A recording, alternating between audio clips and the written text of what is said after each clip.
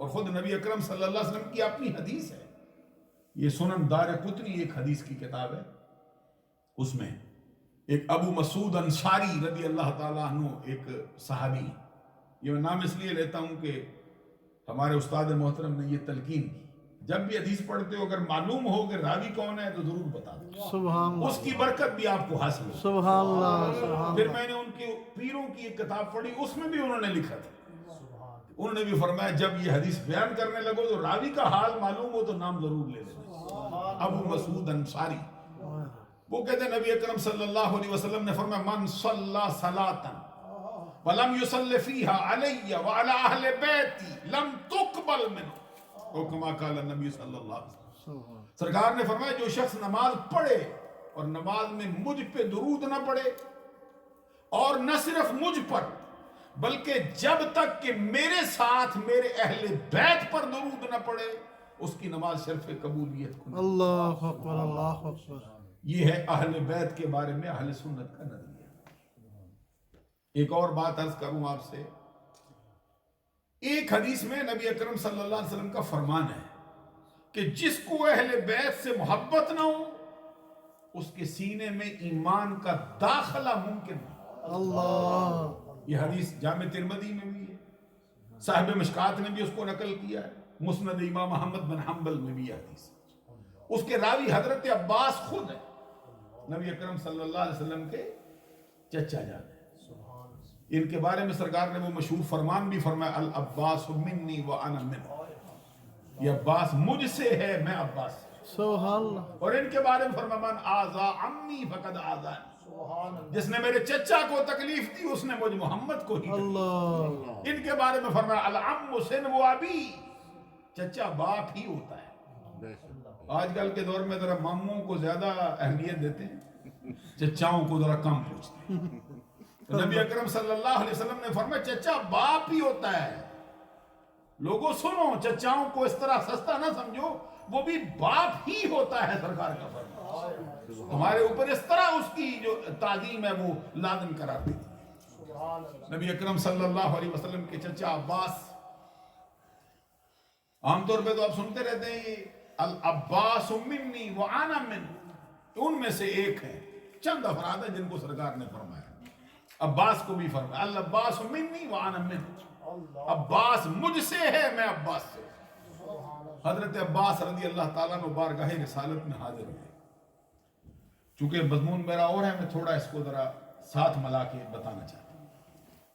حضرت عباس کہتے ہیں میں نے عرض کیا کہ سرزمین عرب کے کچھ افراد چونکہ مختلف خاندانوں میں بٹے ہوئے، بہت بڑا قبیلہ قریش، قریش کی جو سب سے اعلیٰ اور اونچی شاخ ہے وہ بنو ہاشم.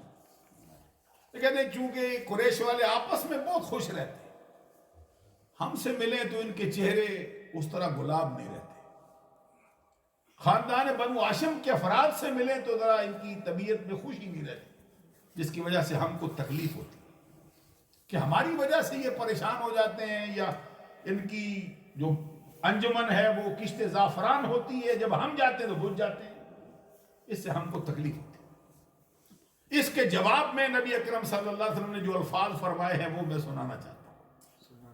اس وقت سرکار کا حال کیا تھا؟ حدیث کا الفاظ ہے فغاضب النبی صلی اللہ علیہ وسلم غضبا شدیدا قال والذی نفس محمد بیدہ لا يدخل قلب رجل الایمان حتی یحبکم للہ ولرسولہ ولقرابہ. سبحان اللہ، سبحان اللہ. کما قال النبی صلی اللہ علیہ وسلم.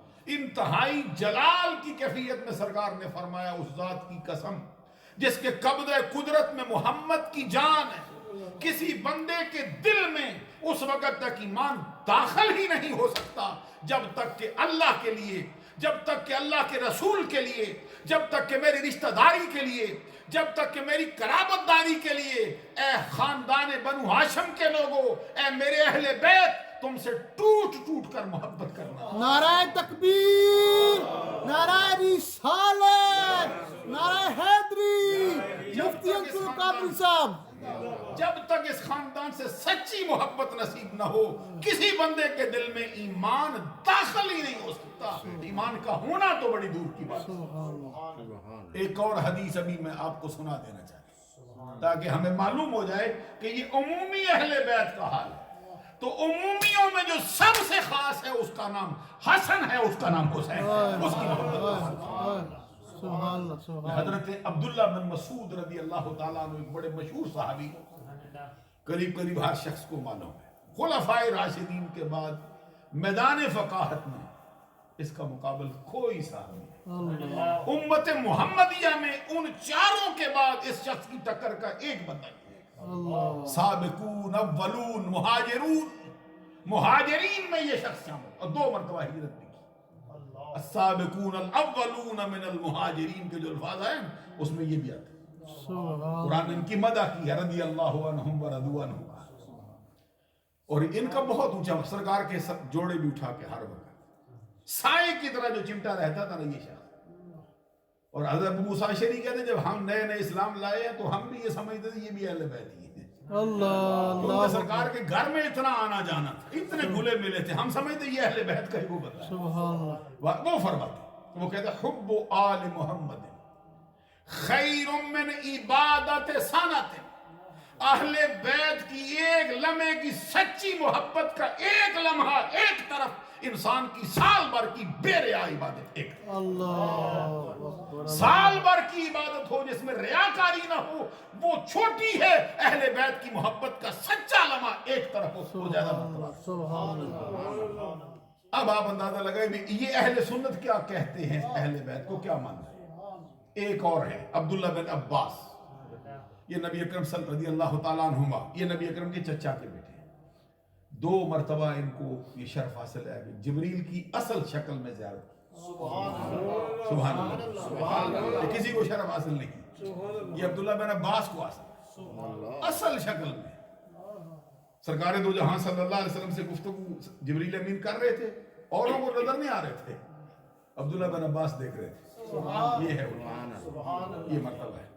سرکار جب فارغ ہوئے گفتگو کے بعد تو حاضر وہ چھوٹے تھے ابھی عمر میں, 13 برس عمر تھی جب سرکار کا وصال ہوا, اور مرتبہ بہت اونچا پا گئے, اور 2 مرتبہ ہی سرکار کے سینے سے لگے.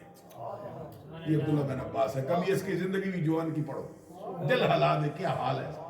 اور حضرت علی کے شاگرد ہیں, حضور مولا علی شیر خدا رضی اللہ تعالیٰ نے شاگردی کی. عبداللہ بن عباس رضی اللہ تعالیٰ عنہ, ان کے لیے باتیں تو بہت ہیں لیکن وقت بہت ہی تھوڑا ہے, وگرنہ میں کھولتا رہتا ساتھ ساتھ. عبداللہ بن عباس رضی اللہ تعالیٰ عنہ کہتے ہیں اہل بیت کی محبت اس قدر ضروری. بعض نے کہا کہ یہ عبداللہ بن عباس کا اپنا ہی قول ہے, اور حدیث کی جو اصول ہے نا اس میں یہ ہے کہ صحابی جب کوئی امور آخرت کے متعلق بات کرتا ہے تو وہ بھی حدیث مرفوع کا درجہ رکھتا ہے. کسی وجہ سے وہ سرکار کا نام نہیں لیتا, وگرنہ وہ امور آخرت کو تو نہیں نا اس کو پتا ہوتا, وہی کے بغیر نہیں حال ہوتے, عقل سے نہیں حال ہوتے. کہ کچھ بندے کہتے ہیں نہیں میری عقل میں نہیں آتا. وہ مولانا صاحب یہ تقریر کر رہے تھے, ابھی میں سن رہا تھا ان کے آپس کی ٹکر ہو, حیاتی مماتی دیوبندیوں. وہ یہ کہہ رہا تھا نہیں وہ نبی زندہ کیسے ہو سکتا, عقل میں نہیں آتا. آگے وہ بیچارہ بہت سر مار رہا تھا, میں نے کہا سیدھا سیدھا کھیب, اللہ نے کہا ولا کھلا تشعرون, وہ تمہیں سمجھ آ ہی نہیں سکتی, یہ بات ہی تمہاری عقل سے اونچی ہے کیا. فیصلہ اللہ نے کہا دی ہے ولا کھلا تشعرون, قرآن پڑھ لو جہاں بھی فرمایا ولا کھلا تشعرون. تمہیں ان کی زندگی کی سمجھ نہیں ہے, زندہ تمہاری سمجھ سے اونچی. تو میں وہ حضرت عبداللہ بن عباس رضی اللہ تعالیٰ عنہ, اور بعض نے کہا یہ حدیث ہے سیدھی سی, سرکار کا ہی فرمان ہے, ویسے سرکار کا تذکرہ نہیں کیا. وہ الفاظ کیا ہے, لو ان رجلا صعد بین الرکن والمقام فصلى وصام ثم مات وهو مبغض لأهل بیت محمد دخل النار. سبحان اللہ, اونچی آواز سے کہو. عبداللہ بن عباس رضی اللہ تعالیٰ عنہ خود کہتے ہیں, یہ سرکار سے سن کے کہتے ہیں کہ اگر کوئی بندہ اللہ کی محبت کا دعوے دار ہو, اس محبت میں اس قدر ڈوب جائے کہ اپنے وطن کو چھوڑ دے, اپنے علاقے کو چھوڑ دے, ملک کو چھوڑ دے, شہر کو خیر آباد کہہ جائے, اپنے عدید و اقارب کو چھوڑے, ہر شے سے منہ موڑ جائے, ہر شے کو تاکہ نسیاں کے حوالے کرے، ہر شے کو پسے پش ڈال کر رب کی یاد میں غرق ہو کر پوری دنیا کو چھوڑ کر اس کے گھر خانہ کعبہ میں آباد ہو جائے۔ اور خانہ کعبہ میں کہاں مقام ابراہیم اور کسی ایک رکن کے درمیان اس کی ساری زندگی بیت جائے، اور خالی بیٹھے بیٹھے نہ بیتے، فصلى وصام، وہ روزے رکھتا رہے، وہ نمازیں پڑھتا رہے، حجر اسود کے بوسے لیتا رہے، خانے کعبے کے طواف کرتا رہے، مقام ابراہیم پر نمازوں اور سجدوں کی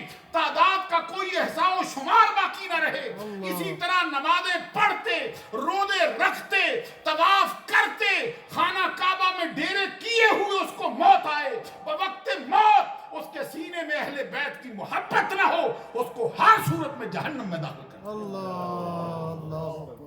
معلوم ہے اہل بیت کی محبت کے بغیر نہ نمازیں قبول ہوتی ہیں، نہ زکوٰۃ قبول، سبحان نہ اللہ، روزے قبول ہوتے ہیں، نہ حج قبول ہوتے ہیں۔ اہل بیت کی محبت کے بغیر نہ کوئی فرض قبول ہوتا ہے، نہ کوئی نفل قبول۔ ہائے ہائے، اہل سنت نے یہ کہا ہے کہ بے حب اہل بیت عبادت حرام، اللہ زاہد تیری نماز کو میرا سلام۔ اللہ، یہ اہل سنت کا نظریہ ہے۔ لوگ کہتے ہیں اہل سنت اہل بیت کو مانتے نہیں، یہ اہل سنت